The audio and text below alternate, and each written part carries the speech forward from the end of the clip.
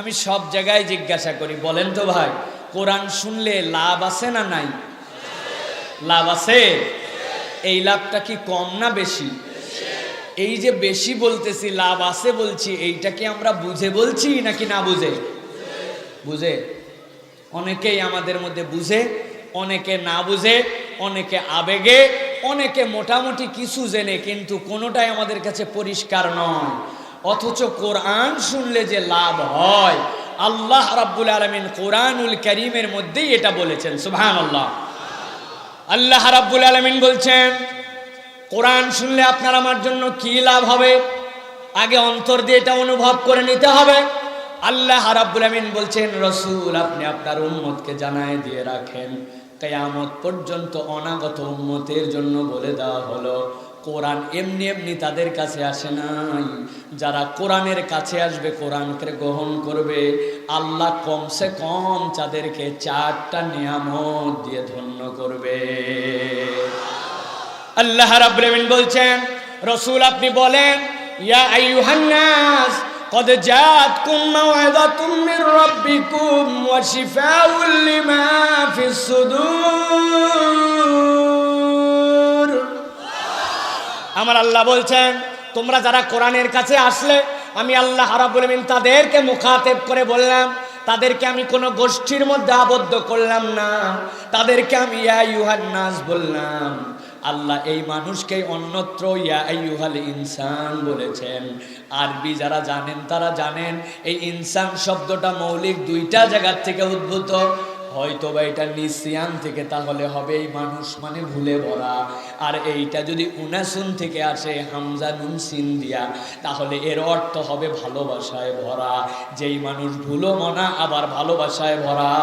আল্লাহ বলছেন, রসুল তাদের কাছে বলেন, আল্লাহর পক্ষ থেকে যেই কোরআন, এইটা আমি আল্লাহ তাদের জন্য মাউইজা বানায়া দিলাম। আল্লাহর পক্ষ থেকে এটা আপনার আমার জন্য ওয়াজ, আল্লাহর পক্ষ থেকে এটা আপনার আমার জন্য প্রেসক্রিপশন। আল্লাহ রাব্বুল আমিন এই প্রেসক্রিপশন দিয়ে আপনি আমাকে ধন্য করেছেন। আপনি কোনো অসুস্থ হলে ডাক্তারের কাছে যান, ডাক্তার দেখানোর পরে ডাক্তার আপনাকে প্রেসক্রিপশন দেয়, দেয় কিনা? কি জন্য দেয়? আপনাকে লিখে দিয়েছে এই ওষুধ সকাল বিকালে কয়দিন ব্যাপী, এইটা আফটার মিল অর বিফোর মিল, খাওয়ার আগে খাবেন না পরে খাবেন। আপনি ওই প্রেসক্রিপশন ফলো করে করে সামনের দিকে ওষুধ খেতে থাকেন। আপনাকে যেরকম প্রেসক্রিপশনের ওষুধের কারণে সুস্থতায় যেরকম আসতে থাকে, আল্লাহ বলছেন কোরআনকে তোমাদের জন্য এরকম মাউইজা বানায় দিলাম। এই কোরআনকে যে প্রেসক্রিপশন মানবে, আমি আল্লাহ তাকেও সুস্থ বানাবো। কিন্তু এখন এই সুস্থতা তো অনেকেই দেখতে পাই না। আমরা বলে, হুজুর কোরআন তো অনেক পড়লাম, হাতের ব্যথা তো গেল না, গ্যাসের ওষুধ তো প্রত্যেকদিন খাওয়া লাগে, ঠিক কিনা? কি ব্যাপার? তাহলে কোরআন আপনাকে কোন সুস্থতা দিতে চায়? আমার আল্লাহ রাব্বুল আমিন বলছেন, কেবল প্রেসক্রিপশন দেন নাই, কোন রোগ সারাবে আমি আল্লাহ তাও বলে দিলাম। ওয়া শিফাউল লিমা ফিস সুদূর। ও দুনিয়ার মানুষ, এই কোরআনের মৌলিক কাজ হচ্ছে তোমার অন্তরকে ঠিক করা। কি কে ঠিক করা? অন্তরকে ঠিক করা। অন্তরকে কেন ঠিক করা লাগবে? আমার নবী সেইটাও বলে দিয়েছেন। আপনার দুনিয়াতে যত যোগ্যতা থাক, যত বাহাদুরি থাক, যত আপনার পণ্ডিতি থাক আর যাই থাক না কেন, আপনার অন্তর যদি জান্নাতে যাওয়ার ফিটনেস না পায়, আল্লাহর কাছে আপনার এই ছোট বড় লম্বা সাদা কালো এগুলার একটাও দাম নাই, ঠিক কিনা? আমার আল্লাহ বলছেন, ইন্না আকরামাকুম ইনদাল্লাহি আতকাকুম। আল্লাহ বলছেন তোমার ওই অন্তরটা মুত্তাকি হবে কেমনে? আমি আল্লাহ বললাম এটা মাউইজা দিয়ে, এটা কোরআন দিয়ে, ঠিক কিনা? দুনিয়ায় অনেক ধনী মানুষ আছে, অনেক গরিব মানুষ আছে, অনেক লম্বা আছে, অনেক কালো আছে, আছে কিনা? কত জায়গায় আমি বলি, ও দুনিয়ার মানুষ, আপনি কত লম্বা দেখছেন? জীবনে আমি একটা লম্বা দেখছি। মক্কা শরীফে হজ করার জন্য গেছি, যাওয়ার পরে খানায় কাবার পাশ দিয়ে ঘুরতেছে, আমি তওয়াফ করি, হঠাৎ করে দেখি আমার সাথে একজন তওয়াফ করে, কিন্তু তার হাতের এই মুঠাটা বারবার আমার এই জায়গায় গুতা মারে। ভাই ভালো করে বুঝেন, মানুষ 2টা জিনিস সহ্য করতে পারে না। আপনি যদি কারো গেডি ধরেন, ঘাড়, বলবে যা করলি করলি, ঘাড় ধরলি কেন, ঠিক কিনা? আর যেখানে ইচ্ছা যতবার মার, আমার গালে মারলি কেন? মানুষ সোপায় মার আর গেডি ধরা সহ্য করতে পারে? মার, পিছনে মার, কিন্তু গালে কেন? আমি তওয়াব করতেছি আর ধৈর্য ধরে আছি। কতক্ষণ ধৈর্য ধরা যায়? বারবার ঘুতাতেই আছে। খানিকক্ষণ পরে চিন্তা করলাম লোকটাকে অন্তত দেখি, ডানে তাকাই দেখি লোক নাই। খানিকক্ষণ পরে উপর দিকে তাকাইছি, দেখি আমার থেকে 2 হাত উঁচু। আসলে ওই লোক আমার একবারও ঘুতায় নাই। আমি এত বাটুর বাটু ওর তুলনায় ও বেচারি এরকম এরকম করে যায়, স্বাভাবিকভাবে ওর হাতেই জায়গায় লাগে। এ তো গেল লম্বা। আপনি আমি মাঝে মাঝে কতকগুলা কালো মানুষ দেখে, এই যে হুজুর একটু আগে খেলার কথা বললো, মাঝে মাঝে টিভিতে ওয়েস্ট ইন্ডিজের খেলা দেখা যায়, হঠাৎ করে দেখি হেলমেটের ভিতরে দিয়া আলো জ্বলে। কি রে, হেলমেটের ভিতর দিয়ে আলো জ্বলার তো কথা না।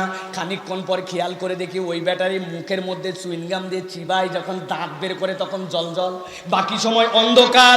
দেখছেন কিনা? কত লম্বা দেখলেন, কত কালো দেখলেন, কত সাদা দেখলেন, কত ধলা দেখলেন। আল্লাহ বলছেন এইগুলা একটাও তোমার জান্নাতে যাওয়ার কারণ অথবা বারণ নয়। জান্নাতে যাওয়ার কারণ হবে একমাত্র তোমার অন্তরটা যদি আল্লাহর দেওয়া তরিকায় হয়ে যায়। ঠিক কিনা? আমার নবীজি এই জন্য বলছেন ইদা সলুহাত সলুহাল জাসাদু কুল্লু ওয়া ইদা ফাসাদাত ফাসাদাল জাসাদু কুল্লু আলা ওয়া হিয়াল কলব। ও বান্দা, তোমার অন্তরের সুস্থতা যদি এসে যায়, ওইটা যদি করতে চাও, ওই সুস্থ অন্তর বানাতে চাও, দুনিয়ার কোনো পদ্ধতিতে নয়, কোরআনের প্রেসক্রিপশন লাগবে। আল্লাহ বলছেন কোরআন দিলাম প্রেসক্রিপশন হিসাবে। আর যেই বান্দা কোরআন গ্রহণ করবে, আমি আল্লাহ তার অন্তরটাকে জান্নাতি বানাবো। আমার আল্লাহ বলছেন এরপরে রব্বুল আলামিন আপনার অন্তরের মধ্যে আরেকটা নিয়ামত দিতে চান। আল্লাহ বলছেন হুদাউ ওয়া রাহমাতুল লিল মুমিনিন। যারা কোরআন গ্রহণ করবে, আমি আল্লাহ এই কোরআনটা তার জন্য হুদা, মানে তার জন্য আলো বানায় দিব। কোনো ব্যক্তির অন্তরে যদি কোরআন ঢোকে, ওই কোরআন স্বয়ং তার জন্য আলো হবে। দুনিয়ার যত আলো সবগুলি আপনি দেখবেন অপরের মুখাপেক্ষে। বুঝেন নাই আপনারা? এই যে ইলেকট্রিসিটি চলতেছে এখন, পিডিবি যদি অফ করে, আপনার কারেন্ট নাই, ঠিক কিনা? বলেন হুজুর আমার জেনারেটর আছে, আপনার ডিজেল নাই, আপনার জেনারেটর নাই, ঠিক কিনা? বলেন হুজুর আমার জেনারেটরও নাই, কারেন্টও নাই, আমার বাড়িতে সোলার লাইট, কারো উপর নির্ভর করি না, সুইচ আমার হাতে অন অফ। আরে মিয়া, আপনার সূর্য যদি আসমানে না থাকে, আপনি কোত্থেকে সোলার লাইট জ্বলাবেন? ঠিক কিনা? আমার আল্লাহ বলছেন কিন্তু একমাত্র আলো আছে, ওই আলোটা হচ্ছে তোমাদের জন্য আল কোরআন। কোরআনের 52টা নামের কথা বলেছেন, তার মধ্যে একটা নাম হচ্ছে নূর। হুদা মানে হচ্ছে নূর। আল্লাহ বলছেন হুদা ওয়া রাহমাতুল লিল মুমিনিন। যারা কোরআন শুনতে আসবে, কোরআনের কাছে আসবে, কোরআনকে ভালোবাসবে, আমি আল্লাহ আরে ওকালতি করতে পারমিশন দিলাম। ওই কোরআন ওই বান্দার পক্ষে আল্লাহর সাথে যুক্তি তর্ক লাগাবে। আল্লাহ রাব্বুল আমিন যারে পারমিশন দিয়েছেন যুক্তি তর্ক করার, তার যুক্তি না নেওয়ার কোনো কারণ নাই। আল্লাহ ওই কোরআনের যুক্তি তর্ক কবুল করে কোরআনওয়ালাকে জান্নাতে ঢুকাবে। তাহলে কোরআন শুনতে আসলে আমাদের জন্য লাভ আছে কি নাই? কথা বলতে হবে, আছে কি নাই? এটা কি কম না বেশি? এটা কি বুঝে না না বুঝে? এখন কিছু দূর আমি আরো 2টা উদাহরণ দেব মূল আলোচনায় যাওয়ার আগে, কারণ আমাদের যুবকদের কাছে এখন এন্টারটেইন মানে ভিন্ন জিনিস। কই কেন গান শুনতেছিস? কই মন ভালো লাগে না, এই জন্য একটু গান শুনতেছে, আছে কিনা? কেন সিনেমা দেখতেছিস? কই মনের অবস্থা ভালো না, আব্বা মারা গেছে 2-3 দিন আগে, একদম অশান্তিতে ভরপুর, এই জন্য একটা হিন্দি মুভি দেখে নিচ্ছি, আছে কিনা? দুনিয়ার বুকে আমরা নানান কিছু দিয়ে মোটিভেশন খুঁজি, দুনিয়ার বুকে নানান কিছু দিয়ে আমরা আমাদের হৃদয়ের তৃপ্তি খুঁজি, কিন্তু আল্লাহ বলছেন আমি কোরআনের মধ্যে এমন এমন ঘটনা তোমাদের জন্য দিয়েছি, কেউ যদি কোরআনের কাছে আসে দুনিয়ার কোনো ভুয়া মোটিভেশনের কাছে যেতে হবে না। কোরআন ইমানদারদেরকে এমন মোটিভেট করবে, ওই মানুষকে দুনিয়ার বুকে আর অন্য কোনো কিছুই ভালো লাগবে না, ঠিক না? কই হুজুর আমার জানটা চলে না, শরীরটা ভালো না, অসুস্থতায় হতাশ। আমার ওস্তাদ আব্দুল্লাহ জাহাঙ্গীর রহমাতুল্লাহ বলতেন দুনিয়ার মানুষের কাছে একটা পরীক্ষা নাও। কি পরীক্ষা? দুনিয়ার মানুষ কতটুকু অকৃতজ্ঞ একটু পরীক্ষা নাও। আল্লাহ রাব্বুল আমিন কুরআনুল কারীমের মধ্যে যে বললেন দুনিয়ার মানুষ বড় অকৃতজ্ঞ, ইন্নাল ইনসানা নিশ্চয় মানুষ লাকানুদ, এই মানুষ বড় অকৃতজ্ঞ, এই মানুষ আল্লাহর কৃতজ্ঞ হয় না।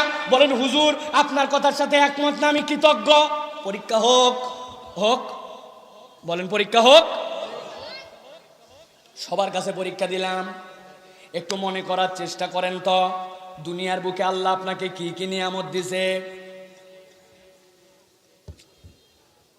না হুজুর, সেই ছোটবেলার থেকে অসুস্থ, বাড়িতে সুখ নাই, আব্বার কামাই রোজগার ভালো ছিল না, পরের বাড়িতে কাজ করি, কই জীবনটাই আমার কষ্টে কষ্টে জর্জরিত।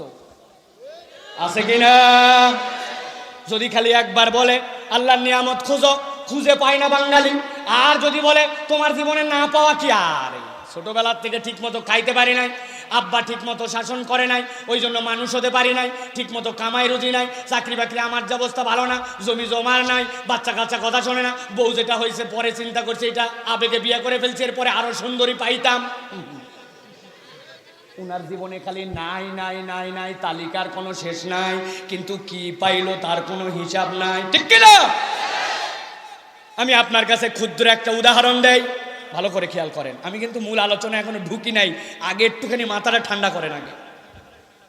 আমি একবার ঝিনাইদহ মাহফিলে যাচ্ছি, মাহফিলে যাওয়ার সময় হঠাৎ করে হরতাল দিছে, এখন যাবো কেমনে, ট্রাকে করে উঠছে, উপায় নাই।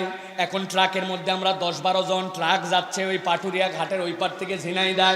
হঠাৎ করে ওই 10 জন লোকের মধ্যে থেকে একটা লোক লাফ দিয়ে ট্রাকের থেকে নিচে নেমে যেতে চায়। লোকজন মিলে জড়াই ধরছে, আরে এ যদি নিচে পড়ে তো মরবে তো মরবে, আমাদেরকেও মারবে, কারণ লোকজন বলবে গন্ডগোল করে আরে ফালাই দিয়েছে ট্রাকের থেকে, সব ফাইসে যাবে টাকা। পরে ঠাসে ধরে রাখতে চায়, কিন্তু ওই কথা মানে না, ও খালি লাফ দিয়ে নিচে নেমে যেতে চায়। কি ব্যাপার? একজন বলছে ভাই তাড়াতাড়ি ট্রাক থামাও, তাছাড়া বিপদের বাজার হবে। ময়মনসিংহ অঞ্চলে আপনি যদি কোনো গাড়িতে ওঠেন, উঠার পরে যদি ওই বাস থামানো লাগে, কোনো জায়গায় স্টপেজ দেওয়া লাগে, তখন বাড়ি কয়টা মারা লাগে? কয়টা? একটা বাড়ি দিছেন, থামে গেছে। আর যদি মনে করে ডানে বামে ক্লিয়ার, ডবল বাড়ি দিছে, ওস্তাদ ছুটানা বা, ঠিক কিনা?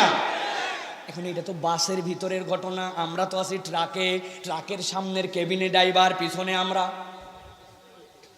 এখন কেমনে ঠেকাবে? এখন একজন বলছে যাইয়ে যেই সোজা ড্রাইভার আছে ওই জায়গায় বাড়ি মার, বাড়ি দিয়ে বল অন্তত থামা।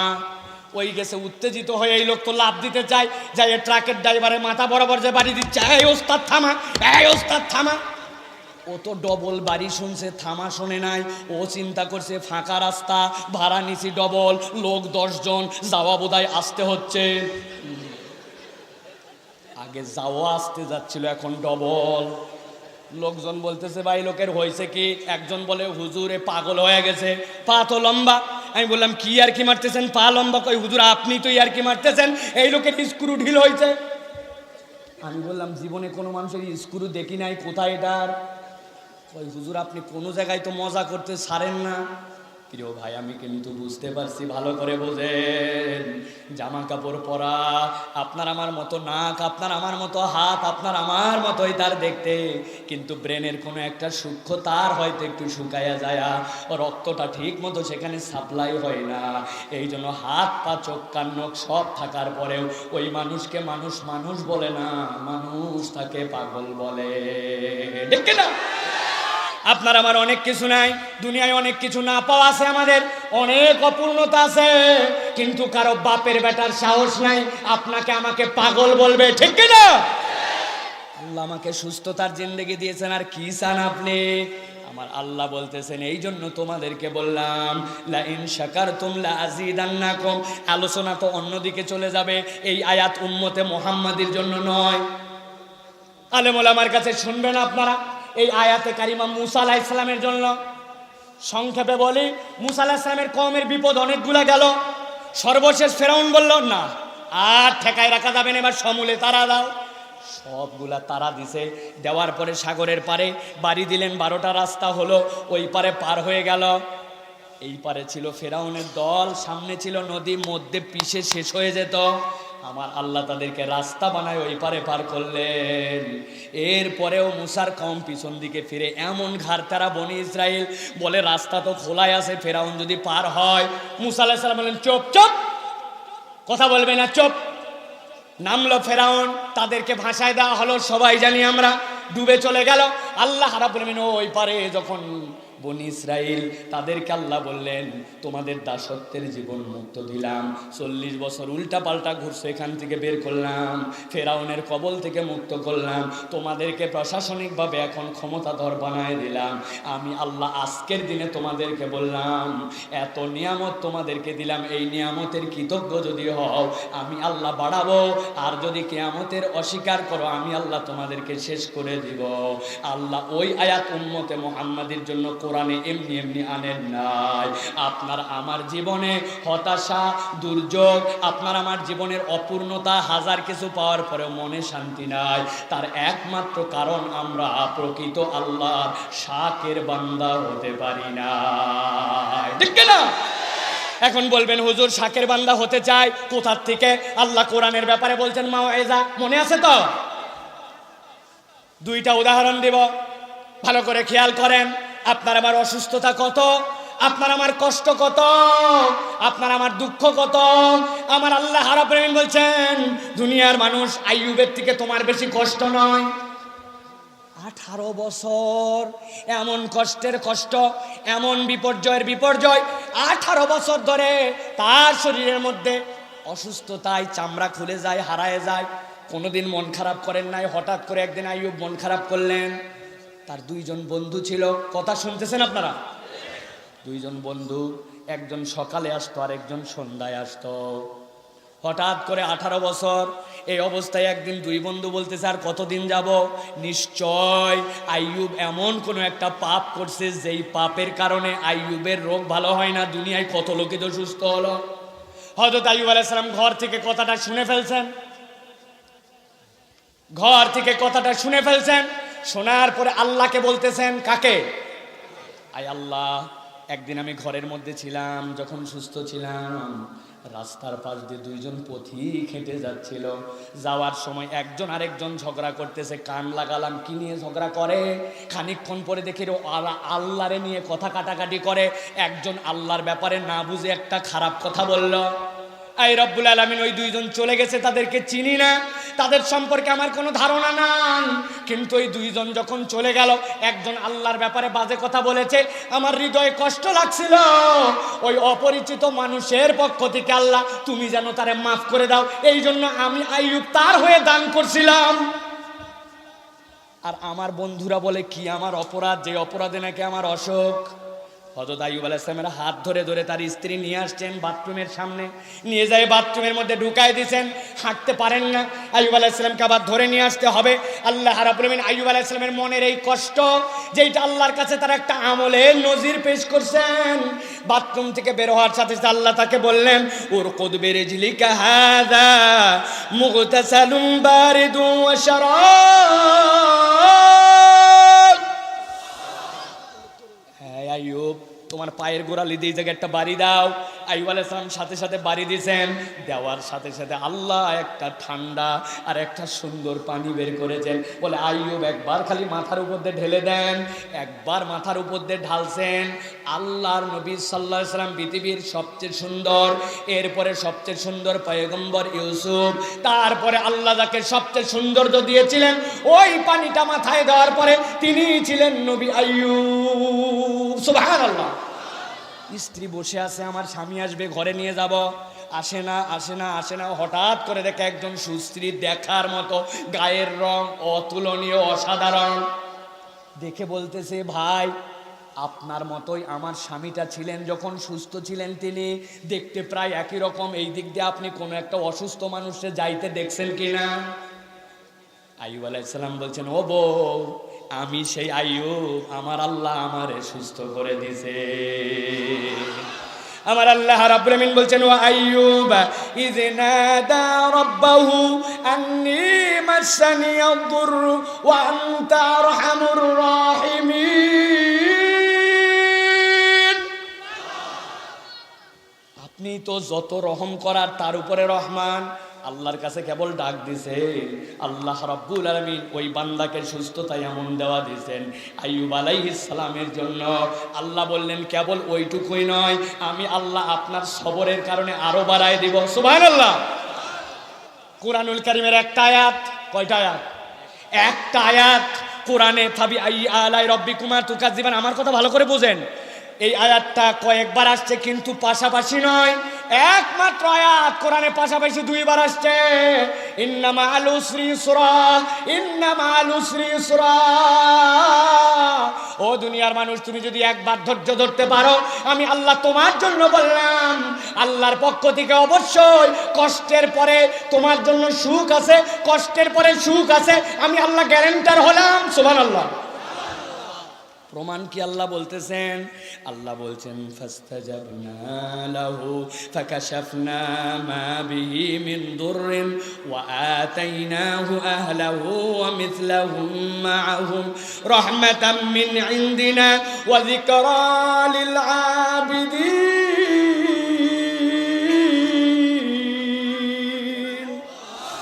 আমার আল্লাহ বলছেন, আল্লাহ রাব্বুল আমিন তাকে ভালো করলেন, ভালো করে দিলাম এতটুকুই নয়, আল্লাহ বলছেন তাকে তার পরিবারকে ফেরত দিলাম, আরো অনুরূপ ডবল দিলাম। সুবহানাল্লাহ। আইয়ুব তাকান, আপনি আপনার দুইটা সামনে যে বাড়ির সামনে দুইটা মাঠ আছে, মাঠের দিকে তাকান। আইয়ুব আলাইহিস সালাম তাকায় দেখলেন একটার ভিতরে ধানের, একটার মধ্যে গমের স্তূপ, আর একটার মধ্যে জবের স্তূপ। আমার আল্লাহ বললেন এক্ষুনি আমার দয়ায় একটা স্বর্ণ একটা রূপা বানায় দিলাম। সুবহানাল্লাহ। আল্লাহ বলছেন আমার বান্দাকে আমি ডবল দেই। আল্লাহ এই কথা বলে শেষ করতে পারতেন, কিন্তু আপনার আমার জন্য নসিহতকে আল্লাহ বলছেন ওয়া যিকরা লিল আবিদিন। আরে আইয়ুবের গল্প তোমারে শোনায় লাভ কি? আমি আল্লাহ বললাম আইয়ুবের ঘটনা এমনি বলি নাই, ওয়া যিকরা লিল আবিদিন। আইয়ুব চলে যাবেন কিন্তু কিয়ামত পর্যন্ত কোরআনের মধ্যে দিলাম, যারা আল্লাহর প্রকৃত আব্দ হতে পারবে, আমি আল্লাহ তাদের জন্যই কোরআনের এই দিকে, কোরআনের এই স্মরণে, কোরআনের এই বাণী থেকে যে শিক্ষা নিলে আমি আল্লাহ কিয়ামত পর্যন্ত আমার বান্দাদেরকে এইরকম ভাবে দিতেই থাকব। আল্লাহ রাব্বুল আমিন এই কোরআন আপনি আমি এমনি কোনো গ্রন্থ শুনতে আসি নাই, বড় দামি জিনিস শুনতে আসছেন। এই হালাকার আলাদা দাম আছে, ঠিক কিনা? বক্তার মুখ দেখতে আসবেন কেন? আপনি বিখ্যাত বক্তা আসলেই কেবল আসেন, একটু নাম ডাক শুনলে আসেন, না হলে কোরআনের কথা ভাল লাগে না। কে? সবাই ঠিক বলার দরকার নাই, আমার ঠিক বলার পার্টি চেনা আছে এই জায়গায়। জুম্মার দিন 12:10 আজান, 1:15 আরবি খুতবা, এরপরে খুতবা শেষ, সুন্নত শেষ, সব শেষ। এখন মুয়াজ্জিন বলতেছে কদ কামাতিস সালাহ। তখন একদল আছে জুতা স্যান্ডেল দূরে ফেলা। ওরা কারা? এতক্ষণ ফেসবুক করতেছিল কালকের থেকে এই বিশ্বকাপ খেলা, কি যে হয় কি যে না হয়। তুই কোনো রোজা টোজা মান্যত করছিস? হ্যাঁ, আমি রোজা মান্যত করছি, আর্জেন্টিনা জিতলে 3টা রোজা, গরিব মানুষের 3 ওয়াক্ত খাওয়াবো। এরকম বেকুবের বাচ্চা আছে কিনা? ওরা এই সকল ফেসবুকিং করে মসজিদের মধ্যে ঢুকছে, ঢোকার পরে সর্বশেষ হাজির হয়েছে। ওদের সাথে কোনো রকম আমল আখলাক এইগুলার কোনো সম্পর্ক নাই, এইগুলার তেমন কোনো পাত্তা দেয় না। এইরকম মুসলমান আছে কিনা? ওর কাছে লোকাল ওয়াজ ভালো লাগে না, এইগুলার খবর রাখে না। এই ধরনের মুসলমান হওয়া যাবে না। কোরআনের আলোচনা যেখানে, বরকতের বর্ণনা সেখানে, কোরআন প্রেমী হতে হবে, কোরআন শুনতে হবে, কোরআন মানতে হবে, ঠিক কিনা? তো স্যাড, আমি স্যাড, আমার কিচ্ছু ভালো লাগে না, অন্তরে কোনো শান্তি নাই। কি জন্য শান্তি নাই? কই এটা কেন শান্তি নাই তাও খুঁজে পাই না। আছে না ভাই? শান্তি নাই কেন এটাও খুঁজে পাই না। আমি বলছি আল্লাহর দয়া করছে একটা, যদি মন ঠিক করে শান্তি পাওয়ার কোনো ওষুধ বাড়াতো, বাঙালি ফকির হয়ে যেত। সকাল থেকে ওর 20 বার মন খারাপ হয়, প্রত্যেক ওষুধের দাম 50 টাকা, তাহলে 20টা ওষুধ খাওয়া লাগবে, যতবার মন খারাপ ততবার। সারাদিনে 1000 টাকা গেলে মাসে 30,000 টাকার মন খারাপ করার ওষুধ। ওরা টিকার কায়দা আছে।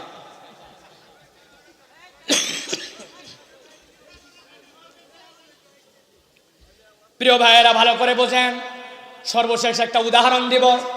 আপনার আমার অন্তর কতটুকু কষ্ট পায়, কতটুকু দুঃখ পায়। আমার আল্লাহ রাব্বুল আমিন বলছেন, ও দুনিয়ার মানুষ, তোমরা একজন পয়গম্বরের কথা শোনো। ওই পয়গম্বরকে আল্লাহ রাব্বুল আমিন আদর করে বলছেন মাসওয়ালা। কি ওয়ালা? মাসওয়ালা নবীর নাম কি? আমি আপনাকে ইউনূস আলাইহিস সালামের কোনো গল্প শোনাবো না, আপনি একটুখানি খালি ফিল করার চেষ্টা করেন এই ময়দানে আসলে কোরআন শুনলে আপনার কি লাভ হয়, আপনার হৃদয়ে এখনই কোনো পরিবর্তন হয় কিনা ভাবেন। হযরতে ইউনূস আলাইহিস সালাম একটু রাগী তবিয়তের, একরোখা। পৃথিবীতে 3 জন পয়গম্বর, এর মধ্যে ইউনূস আলাইহিস সালাম একজন, এরপরে মূসা আলাইহিস সালাম, তার উপরে মেজাজি আর কেউ নাই, আর জাকারিয়া আলাইহিস সালাম, এই 3 জন। সবচেয়ে মেজাজ ছিল হযরতে মূসা আলাইহিস সালামের, ঠিক তো? আপনার জীবনে একটা প্রতিযোগিতা দেখছেন নাকি? আমি একবার দেখছি, থাপড়ানো প্রতিযোগিতা, টিভির মধ্যে দেখাচ্ছে, ইউটিউবে দেখছি। একজন মোটা লোক দাঁড়ায় আছে, হাতের মধ্যে পাউডার নিল, নিয়ে হাত এরকম করলো, ওই পাশে একজন দাঁড়ায় আছে, ঠাস, কম্পিউটারের মধ্যে উঠছে 282 কেজি, এক থাপ্পড় 282 কেজি। ওই লোক মাথাটা ঝাঁকায়া উঠে দাঁড়াইছে, দাঁড়ায় আর উল্টা পাশে যেটা এবার ওরে থাপড়াবে, পাউডার লাগায়, ও আবার ঠাস ঠাস দেওয়ার পরে দেখি 311 কিলো একটা থাপ্পড়ের, বানায় বলতেছি না, বিশ্ব থাপ্পড় প্রতিযোগিতা, সার্চ করে দেখেন। দুনিয়ায় আপনি থাপড়াথাপড়ি করেন, গালে থাপ্পড় মারেন, এইটাতে ওই ব্যক্তি সাময়িক মাথা ঝিনঝিন ধরে, কিন্তু একজন ব্যক্তি ইতিহাসে আছে, এক থাপ্পড়ে দুনিয়ার থেকে একটা বিদায় করছে। উনার থাপ্পড় কত কেজি? উনার নাম মূসা আলাইহিস সালাম, চোখ কানা করছে ফেরেশতার, একজন পয়গম্বরই, ঠিক কিনা? এই একজন নবী। আরেকজন নবী হচ্ছেন হযরতে ইউনূস আলাইহিস সালাম। কওমকে বলছেন, এই তোমরা আমার কথা শোনো, না হলে এক্ষুনি গজব আসলো কিন্তু, এই দেখো আকাশ ঢেকে আসছে, কথা শোনো, কালেমা গ্রহণ করো। লোকজন শোনে নাই, উনি রাগ করে বের হয়ে চলে গেছেন যে এক্ষুনি গজব এসে তো সব শেষ হয়ে যাবে। দিছেন হাঁটা, পালায় চলে গেছেন। হযরতে ইউনূস আলাইহিস সালামের কওম ছিল বুদ্ধিমান, ওরা দেখলো সত্যি সত্যি তো গজব, নবীর কথা তো সত্য, বাঁচা লাগবে, বাঁচলে আল্লাহর কাছে তওবা করা লাগবে। সবগুলা তওবা করলো একসাথে। কতগুলা বুড়া ছিল, এই বুড়াগুলার মাথায় বুদ্ধি ছিল, সবসময় মুরব্বীদেরকে অপমান করেন না জানি, এই মুরব্বীদেরকে সম্মান করা, তাদের পরামর্শ নেওয়া আমাদের জন্য বরকত, ঠিক কিনা? মুরব্বীরা বলল, এইভাবে আল্লাহর কাছে দোয়া করলে হবে না, বুদ্ধি আছে। এই কার কার বাচ্চা আছে, কার কার যেইগুলা দুধের শিশু, ওইগুলার এই পাশে রাখো, আর যেইগুলা মা আছে ওদেরকে এই পাশে দাও। দুধের শিশু যেইটা কোলে থাকে, দুধ খায়, ওইটারে যদি দূরে দেন, মায়ের থেকে দূরে, কি পরিমাণ কান্নাকাটি। এদিকে মাকে রাখছে আলাদা করে, মায়েরাও কান্দে, আরে গজব আসবে, আমার বাচ্চা শেষ। বাচ্চা তো না বুঝে কান্দে, মধ্যে মুরব্বীরা কান্দে, ময়দান কান্নাকাটিতে হই হই। আল্লাহর দয়া হয়ে গেল, আল্লাহদেরকে মাফ করে দিলেন, সুবহানাল্লাহ। কিন্তু ইউনূস আলাইহিস সালাম তো রওনা দিয়ে দিয়েছে, ওই লোকগুলাকে আল্লাহ রাব্বুল আমিন বলছে, ইউনূস কেমন করে যায়? আল্লাহ রাব্বুল আমিন বলছেন, ওয়া জান্নুন ইয যাহাবা মুগাদিবা, রাগ করে যায়, যাওয়ার পরে দেখছে যে কি ব্যাপার, পিছন দিকে এতক্ষণ তো ধ্বংস হয়ে যাওয়ার কথা, কিন্তু ধ্বংস তো হইল না, আমার কওমের এই অবস্থা কেন? উনি তখন ভয় পেয়ে গেছেন। তাফসীর কারকরা বলছেন, কিসের ভয়? ভয় হচ্ছে ইউনূস আলাইহিস সালামের সময়, এই পরে লাগাও ক্যামেরা, পরে লাগাও, শায়েখ যখন আসবেন তখন ক্যামেরা লাগাও, এখন বসো, আমার আলোচনা আজকে রেকর্ড করা লাগবে না, অনেক করছে রেকর্ড, আজকে বন্ধ রাখো, বসো। শায়েখ যখন আসবেন মধ্যে ব্রেক হবে, তখন সময় দিব, হ্যাঁ ঠিক আছে, লোকজনকে কষ্ট দিও না। আর কোনো কথা হবে না তো ভাই, কথা তো আমি বলতেছি, আপনারা শুধু শুনবেন আজকে ভালো করে, চুপচাপ।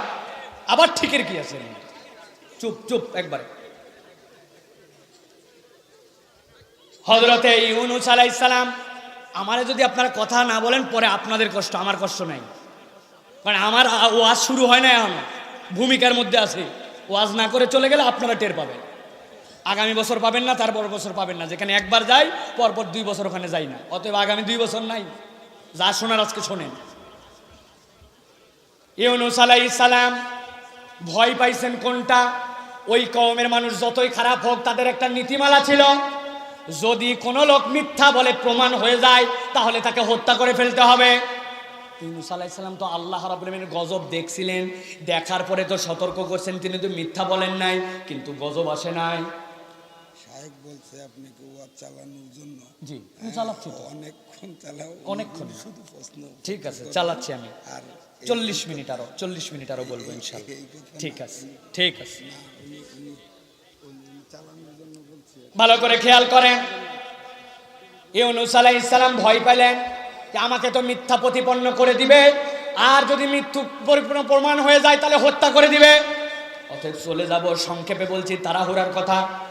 ইউনূস আলাইহিস সালাম উঠে গেলেন। সবাই জানেন ঘটনা, বলছি না, বারবার বলছি, শিক্ষাটাকে বুঝেন।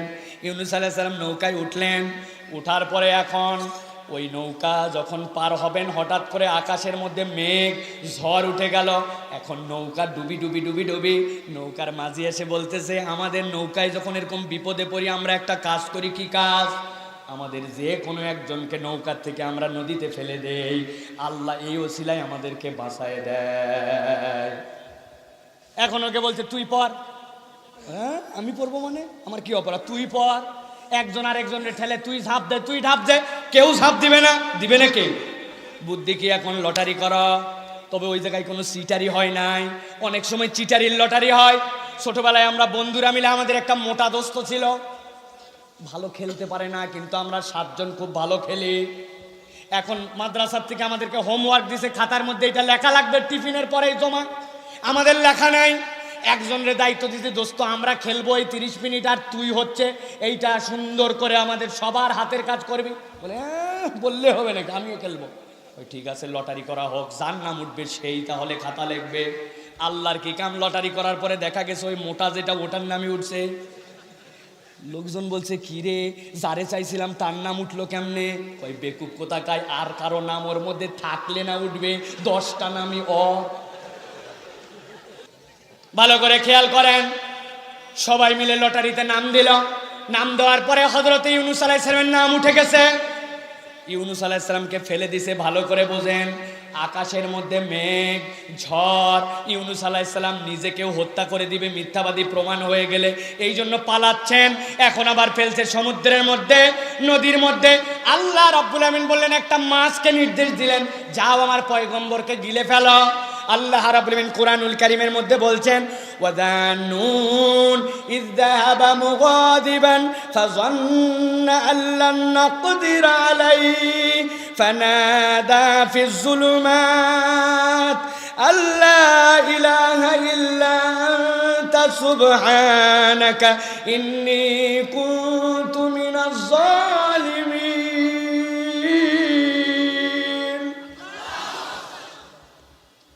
মাছের পেটের মধ্যে ঢুকে গেছেন, আল্লাহ জুলুমাত বলেছেন। এই জুলুমাতের ব্যাখ্যাও এসেছে। কেমন জুলুমাত? ওই জুলুমাতের কোনো শেষ নাই। জুলুমাতের ব্যাখ্যার মধ্যে আসছে কেমন জুলুমাতের মধ্যে পড়লেন, সূরা সাফফাতের মধ্যে আসছে, ইয আবাকা ইলাল ফুলকিল মাসউন ফাসাহামা ফাকানা মিনাল মুদহাদিন। আল্লাহ বলছেন, একে তো আকাশের অন্ধকার, এরপরে পানির অন্ধকার, এরপরে মাছের পেটের অন্ধকার। আল্লাহ রাব্বুল আমিন বলছেন, এই অবস্থা যখন তার জীবনে চলতেছে, মাছ তাকে গিলে ফেললো। আল্লাহ বলছেন, মাছ গিলে ফেললে তার জন্য কি হবে? আমি আল্লাহ বললাম, মাছ গিলছিস কিন্তু খাওয়ার জন্য নয়। আমি আল্লাহ মাছের পেটকেই নবীর জন্য নিরাপত্তার জায়গা বানায় দিলাম। একটা কথা কেবল বলেছেন, ইন্নী কুনতু মিনাজ জালিমিন। আই আল্লাহ, আমি আমার নিজের উপর অত্যাচার করে ফেলছি। আমার আল্লাহ বলছেন, ফাস্তাজাবনা লাহু ওয়া নাজ্জাইনাহু মিনাল গাম্মি ওয়া কাযালিকা নুনজিল মুমিনিন।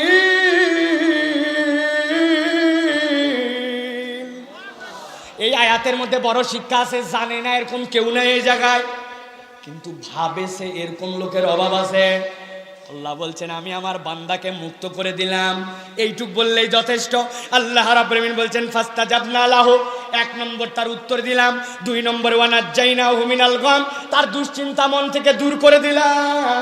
আল্লাহ রাব্বুল আমিন বলছেন, এইটা বললেই তো শেষ হইতো, কিন্তু আমি আল্লাহ বললাম ওয়াকাযালিকা নুনজিল মুমিনিন। এই নবীর ঘটনা শোনায় তোমার কি লাভ? লাভ হচ্ছে ওই রকম জুলুমাত তোমার জীবনে আসবে, ভুল হয়ে যেতে পারে, তোমার অন্তরে দুশ্চিন্তার কালো মেঘ ভর করতে পারে, কিন্তু কোরআনের কাছে যদি আসো, ওই কোরআন তোমাকে বলতেছে কাযালিকা নুনজিল মুমিনিন। আল্লাহ কেবল ইউনুস রেই মুক্ত করে শেষ করেন নাই, কিয়ামত পর্যন্ত তার প্রত্যেকটা মুমিন বান্দাকে মুক্ত করার গ্যারান্টি আল্লাহ দিয়েছে। ঠিক কি না? তাহলে এবার বলেন চিৎকার করে, কোরআন শুনতে আসার লাভ আছে না নাই? জোরে বলেন, আছে না নাই? কম না বেশি? বুঝে না না বুঝে? আলহামদুলিল্লাহ, এবার লাইন মতো আসছে। তাহলে বুঝছি আমরা যে কোরআন শুনলে লাভ আছে, এইটা আমাদের অন্তরের পেরেশানি দূর করবে, জান্নাতে যাওয়ার উপযুক্ত বানাবে। ঠিক কি না? আল্লাহ কবুল করে বলেন আল্লাহুম্মা আমিন।